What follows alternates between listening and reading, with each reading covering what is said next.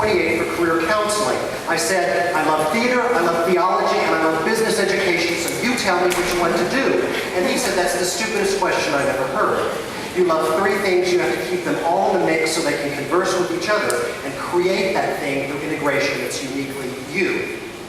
This is a medication that my doctor prescribed me in 1995 when I became fixated on the parking lot of the new Whole Foods Book People, where you saw many sport utility vehicles parked in small car-only spaces. He said, Stephen, some people are able to transmute their obsessions into art.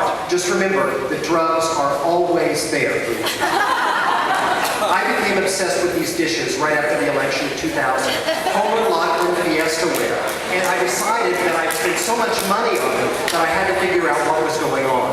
Now, I draw artistic inspiration from my obsessions, not because they're particularly rich, but because they're pretty much what I have to work with. So when I have an obsession, I decide first, you've got to stare it down until it coughs up its secrets. In this particular case, if you scan eBay records, you'll notice that Fiesta ware is moving predominantly from the red states to the blue states. The typical transaction is a Midwestern grandmother selling to an urban bachelor on the coast. So it's something about unexpected connections and networking. The second thing you have to do is you have to make fun of it. So I noticed in this particular case that the original 5 Fiesta colors were the same colors as the Homeland Security terror alert scare. So here you have wit, you have the elements of a conspiracy theory, and now I know that I've got to play. So I go to the State Theater and I tell Scott Kinoff, and he goes ahead and starts selling tickets, so now I've got to write with it. So I sit down with my notebook and I pull all of these pieces together and they start talking to each other, and I'm beginning to see that maybe there's something here. So I see that things start to fall into buckets. There's politics, there's dishes, there are neighbors, there's unexpected coincidences, and I begin to lay stuff out on index cards, and I get little manipulables to represent the characters in the play so that I can keep all of this straight as I'm trying to effect this integration.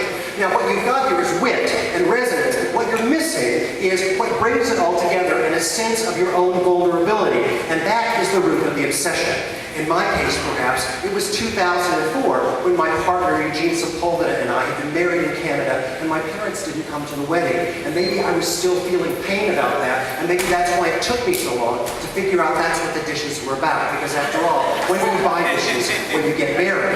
So I called Scott Kinoff and I said, I think this play is about gay marriage. And he wisely challenged me, if you're going to write a play about that, write a play that respects the people who will come to the theater who don't agree with you. And that's the piece that I needed. So I sat down and began to sketch the relationships between the partner, between the mate, between the parents, and I began to see a play starting to come together. And then I get all of my index cards color-coded with the different buckets of the play, and I lay them out on the table, and I begin to sort them solitaire style, taking one card off the top of each stack, finding a way to integrate it together until finally the script begins to write itself.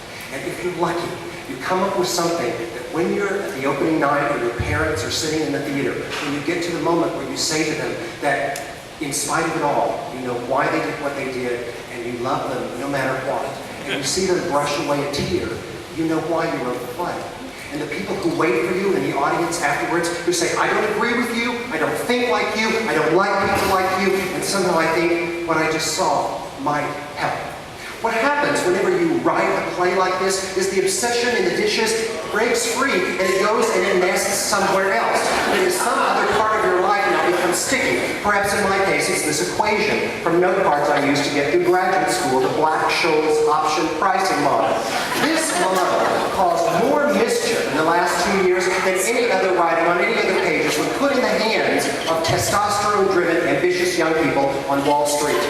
Also, perhaps I was getting stuck on all of the litter in the park near my house. I couldn't help but pick it up. It had never happened before, and now I was filling my pockets, and Eugene would wait for me when I leave the house with a plastic bag so that I could carry it with me, and I would cut my hands on things, and the next thing you know, I thought, there's something here. Perhaps I need to look closer. So I asked myself, stare it down, what's the secret it wants to reveal? Well, first of all, most of the litter is generated by college-age males, the very people who are sitting in my class absorbing the Black-Scholes option price model. The second thing is that 40% of all the litter on highways in Texas blows out of the back of pickup trucks. Now, why would anyone with the most rudimentary understanding of aerodynamics ever put trash in the back of a pickup truck? It is time-release littering. You should just realize that's what happens. The next thing you do is you make fun of it. What if in the future we have radio frequency ID tags that we can stick on everything we buy, fast food containers and beer cans, so that everything you buy is linked to you by identity. That way, if I find your trash in the car, I pick it up, deposit it in the trash can, and your money goes from your bank account to mine. That's coming. So now I know I've got a place like Paul Ronberry, and he sends his genius sister Liz to follow me around on one of my trash walks taking pictures. Now you've got to realize that picking up trash is risky.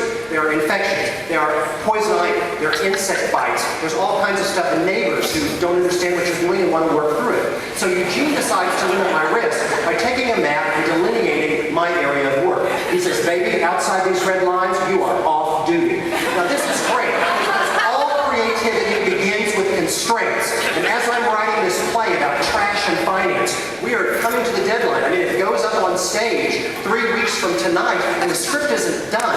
So we just had a set meeting where we decided this is going to be our prop. It's a trash can that also bears a striking resemblance to these diagrams that are used to describe how collateralized debt obligations work. And I also realized that in a sense, this sorting that goes on in finance is what I'm part of as I take young people, teach them the Black-Scholes option pricing model, and attract their genius to Wall Street. Genius that may be better used curing cancer, inventing clean energy, writing sonnets, but instead is going into a competition that I'm beginning to have questions about, and using equations like this to create a kind of suspicious certainty that makes people make investments of their life. So, perhaps you'll come see the play in a few weeks. You'll see how it works out and whether it does or not. What I know is that this work of integration, when done with other people, helps you figure out maybe how things fit together, maybe what you're here for.